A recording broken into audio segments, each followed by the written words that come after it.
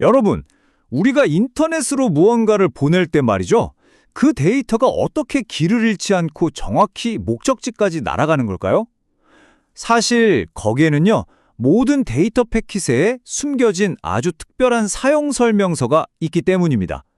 오늘 바로 그 비밀스러운 설명서 IPv4 헤더의 세계로 한번 깊숙이 들어가 보겠습니다. 네, 바로 이 질문이죠. 이메일 한 통이 사진 한 장이 어떻게 순식간에 지구 반대편으로 갈 수 있을까요?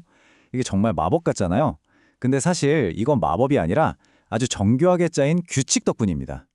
지금부터 그 규칙의 핵심을 파헤쳐 볼 겁니다. 자, 모든 이야기의 시작에는 주인공이 있죠? 우리 이야기의 주인공은 바로 데이터 패킷입니다. 여러분의 메시지를 담은 작은 디지털 엽서라고 생각하시면 딱 맞아요. 그리고 이 엽서 앞면에 빼곡히 적힌 주소와 우편번호, 취급주의 딱지, 이게 바로 IPv4 헤더인 셈이죠. 이 엽서의 운명을 결정하는 모든 정보가 여기에 담겨 있습니다. 좋습니다. 그럼 이제 이 디지털 엽서가 어떤 임무 지침을 가지고 있는지 그 암호 같은 지침들을 한번 해독해 보죠. 첫 번째 여정입니다. 와, 보세요. 이게 바로 그 IPv4 헤더의 정체입니다. 좀 복잡해 보이죠? 괜찮아요. 이걸 전부 외울 필요는 전혀 없습니다. 중요한 건 고작 20바이트, 정말 작은 공간 안에 이 데이터의 여정을 좌우할 엄청난 정보들이 압축되어 있다는 사실이에요. 오늘은 여기서 몇 가지 핵심적인 정말 흥미로운 필드들만 쏙쏙 뽑아서 그 역할과 비밀을 파헤쳐 볼 겁니다. 자, 우리 디지털 엽서가 출발했는데 순탄치가 않네요. 첫 번째 난관에 부딪혔습니다.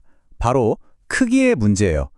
생각해보세요. 모든 고속도로의 차선폭이 똑같지는 않잖아요. 좁은 길도 있고 넓은 길도 있죠. 인터넷 세상도 마찬가지입니다. 네트워크마다 한 번에 처리할 수 있는 데이터의 크기, 즉 MTU라는 게 다 다르거든요. 그럼 이런 상황에선 어떻게 해야 할까요? 엽서가 너무 커서 우체통에 안 들어가는 격인데 그냥 버려야 할까요? 아니면 찢어서 보내야 할까요? 인터넷은 과연 이 문제를 어떻게 해결할까요? 아주 기가 막힌 해결책이 있습니다. 바로 단편화, 즉 잘게 쪼개는 겁니다. 큰 가구로 옮길 때 분해해서 옮기는 것과 똑같아요. 자, 보세요. 라우터가 이 큰 패킷을 여러 조각으로 나눕니다. 그리고 각 조각에 꼬리표를 붙여줘요. 식별자라는 꼬리표는 이 조각들은 전부 한 세트야 라고 알려주는 거고요. 단편 오프셋은 이건 첫 번째 조각, 이건 두 번째 조각, 이렇게 순서를 알려주는 거죠. 그리고 마지막 조각을 빼고는 전부 아직 조각 더 남았음이라는 MF 플래그를 딱 붙여줍니다. 정말 똑똑하죠? 그런데 이렇게 똑똑한 방법에도 어두운 면이 있습니다. 바로 이 시스템의 허점을 노리는 티어드롭 공격 같은 것들이죠. 이건 뭐냐면요. 공격자가 일부러 조각들의 순서, 즉 오프셋 값을 엉망으로 만들거나 서로 겹치게 해서 보내는 거예요.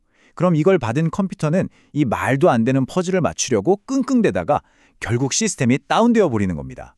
참, 좋은 기술도 어떻게 쓰이느냐에 따라 무기가 될 수 있다는 걸 보여주는 거죠. 인터넷의 적응력과 그 이면의 취약점을 동시에 보여주는 아주 좋은 예시입니다. 자, 다음 문제입니다. 만약에 우리 엽서가 주소가 잘못 적혀서 A 우체국에서 B 우체국으로, B에서 다시 A로 이렇게 끝없이 뺑뺑이만 돈다면 어떻게 될까요? 이런 유령 엽서들이 인터넷에 넘쳐나면 결국 전체 네트워크가 마비되고 말 겁니다. 이 무한 루프 어떻게 탈출해야 할까요? 다행히도 우리 똑똑한 개발자들이 안전장치를 만들어뒀습니다. 바로 TTL, Time to Live. 우리말로는 생존 시간 정도가 되겠네요. 이건 패킷에 주어진 일종의 수명이에요. 보통 출발할 때 128 같은 숫자를 부여받고 길을 떠납니다. 일종의 활동 시간 제한 같은 거죠. 그리고 이 수명은요, 라우터라는 정거장을 하나 지날 때마다 일씩 줄어듭니다. 128, 127, 126 이렇게 점점 깎여나가는 거죠. 왜 이렇게 할까요? 바로 길 잃은 패킷이 영원히 인터넷을 떠도는 걸 막기 위해서입니다.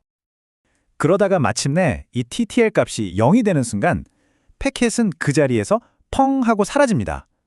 그리고는 마지막으로 거쳤던 라우터가 친절하게도 원래 보낸 사람에게 어이쿠, 당신이 보낸 패킷 수명이 다해서 사라졌어요 하고 알려주죠. 이 간단하지만 강력한 규칙 덕분에 인터넷이 좀비 패킷들로 가득 차는 대재앙을 막을 수 있는 겁니다. 근데 더 재미있는 건요.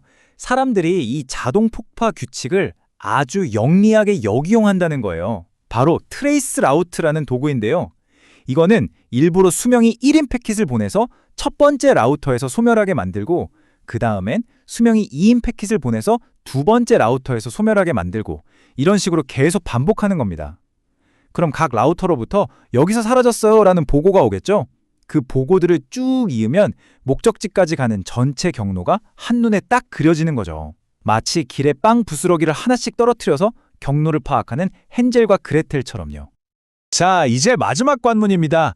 어쩌면 가장 교활하고 까다로운 문제일지도 모르겠네요. 바로 신원의 문제입니다.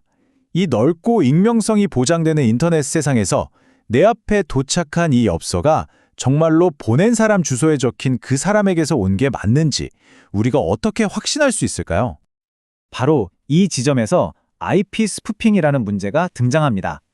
말 그대로 IP 주소를 스푸핑, 즉 속인다는 뜻이에요. 발신자 주소를 마음대로 위조해서 다른 사람인 척, 다른 컴퓨터인 척 행세하는 거죠. 모든 온라인 사기의 기본 중에 기본이라고 할 수 있습니다. 자, 이 둘의 차이를 보세요. 오른쪽은 정상적인 패킷입니다. 나 여기서 왔어 라고 정직하게 자기 주소를 밝히죠. 하지만 왼쪽 스푸핑된 패킷은 어떻습니까? 완전히 다른 주소를 써놓고 가면을 쓴 겁니다. 문제는 이 IPv4 체계에서는 이 가면을 쓰는 게 너무나도 쉽다는 겁니다. 특별한 확인 절차가 없거든요. 그리고 이 가면은 정말 무서운 무기가 됩니다. 대표적인 게 바로 디도스 반사 공격인데요. 제가 한번 쉽게 설명해 볼게요. 공격자가 수백 개의 레스토랑에 전화를 겁니다. 그리고는 배달 주소를 자기 집이 아니라 공격하고 싶은 피해자의 집 주소로 알려주는 거예요. 그러면서 피자 100판씩 보내주세요 라고 주문하죠. 그럼 어떻게 될까요?